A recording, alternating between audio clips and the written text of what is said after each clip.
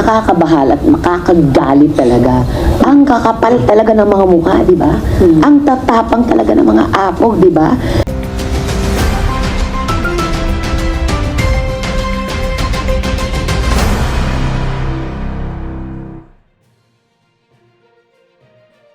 Breaking news, mga kabalita! Narito ang latest press conference headline. Well, during your series of investigations sa Pogo, doon na-discover yung possible Chinese spy. Yes. And then ngayon, may na-arrest po na 3 Chinese na may kasamang Pinoy na nag-iikot daw sa mga military camps, including din sa may Malacanang, na may dala silang surveillance equipment na kaya nilang makuha yung mga cellphone number at iba pang mga data. So, nakakabahala po ba ito? Nakakabahal at makakagalit talaga. Ang kakapal talaga ng mga mukha, di ba? Ang tatapang talaga ng mga apog, di ba? Kasunod na yan ng, di ba, yung unang naarestong mga di umanong Chinese spies na yung ganyang mga espionage equipment nila nakaturo dun sa isang coastline ng West Philippine Sea. So talagang nagsasalubong na yung mga issue, yung mga haka-haka at yung mga ebidensyang lumabas kahit doon sa aming mga Pogo hearings.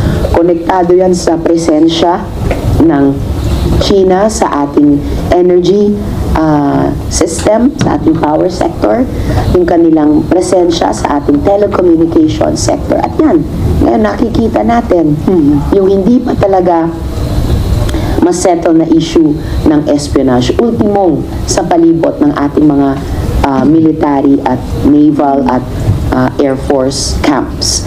Hindi pa rin na-settle yung issue ni Shi Zhejiang, yung confessed Chinese spy na nagsabing si Guo Huaping ay kapwa, tawag ng ka-agent of influence. So, nakakabahala po talaga at nagpapakita na yung presensya ng China hindi lang sa West Philippine Sea pero sa iba't ibang sektor ng ating lipunan at ekonomiya ay intertwined dito sa usapin ng Pogo. At nakalulungkot, may kasabwat na Pinoy na binabayaran daw na about 2,500 a day. Wow! Diba? So talagang 2,500 na ba?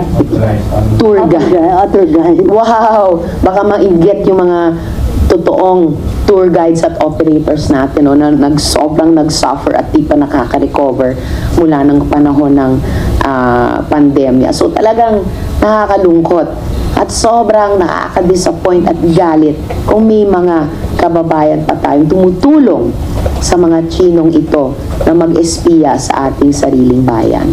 Okay, Ace and then Marlon. Ace. Hi, Sensei. Hello. Bukod dun sa travel scam, sa tingin niyo lumipat na itong mga Pogo dun sa yung sa international student nila na nakidnap, possibly may kinalaman daw sa Pogo. Tapos tumataas din by 40 na yata yung cases na may kinalaman sa kidnapping ng Chinese nationals. Thank you. Oh my God. Well, yung pag-kidnap nila sa isa't isa, maaga nang lumabas yun na problema, di ba? Bago pa nating tuluyang at matinding inimbestiga ang Pogo at yung epekto nila sa ating mga Pilipino. Pero kung yung nauna na nilang pagkikidnap sa isa't isa at sabi noon kaugnay ng pagkakautang dahil sa gambling, kung yan ay may resurgence ngayon, tapos nangingidnap pa sila ng mga Pilipino, no? At kung mga estudyante pa, kung pumapatay pa sa mga driver o household staff nila, ay talagang nakakatakot. At kung yung kidnapping as a whole ay may resurgence dahil sa Pogo, so ayan, nakikita na naman natin kung paano ang Pogo ay naging pugad talaga ng iba't ibang mga krimen laban sa ating mga Pilipino at laban pa sa mga dayuhan dito sa Pilipinas. So, napakalaking public safety issue talaga. Okay, Nice. Marlon. Dapat papayagan ng BI yung tinatawag na self-deportation kasi marami daw dun sa mga naaresto, hindi lang mga POGO bosses, pero yung mga POGO employees na mga Chinese who are being allowed na mag self-deportation, sila yung aalis sa Pilipinas, or dapat po ba yung BI, yung gobyerno, yung mag-ensure na talagang pupunta sila dun sa destination nila, kasi may mga reports din ng PAOK na nakuha na nagkakaroon ng parang stopover. At doon, pag nag-stopover, nakakatakas yung mga na-deport na POGO employees, and hindi natin alam kung makakabalik sila sa Pilipinas o pupunta sa ibang lugar para makapambiktima ulit. That's interesting and important, lalo na kung yung stopover ay mga bansa, halimbawa tulad ng Cambodia, na dati ng hub ng POGO, at mula doon dito sila pumunta, at nung araw ng SONA, pagkatapos i-anunsyo ang ban, na-pick up yung chatter sa mga Chinese websites na yung mga POGO dito ay naghahanda ng lumipat o bumalik sa Cambodia na naman. Na alam din natin na human trafficking destination para sa mga Pilipino na binibiktima sa mga POGO at scam hubs doon. Importante din iyan dahil naging pattern din dati na halimbawa yung mga dineport mula rito, mula sa POGO hubs dito, ay pumabalik lang naman. O kung hindi pa nakakaalis dito, halimbawa yung POGO hub sa Porac, Pampanga, yung mga workers doon later nahanap sa POGO hub doon naman sa Cebu. Showing yung interlocking directorates din ng mga POGO hubs dito sa Pilipinas.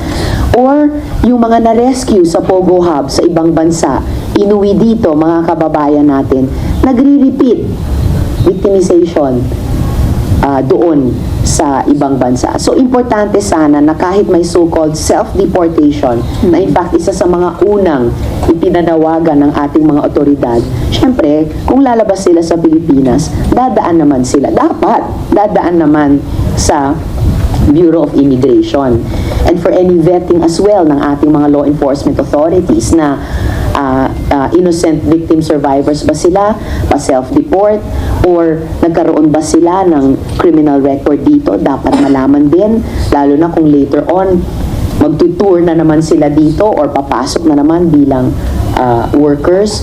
At kung may ganong mga criminal records either way, sana magkaroon ng cooperation, coordination sa mga immigration authorities dun sa ibang mga bansa, whether yung final destinations nila or kung saan man sila posibleng mag-stop over, para siguruhin na talagang makakarating sa dapat pupuntahan at hindi magdi-detour somewhere, no, to the detriment ng hindi lang Philippine pero regional na efforts na tapusin itong POGO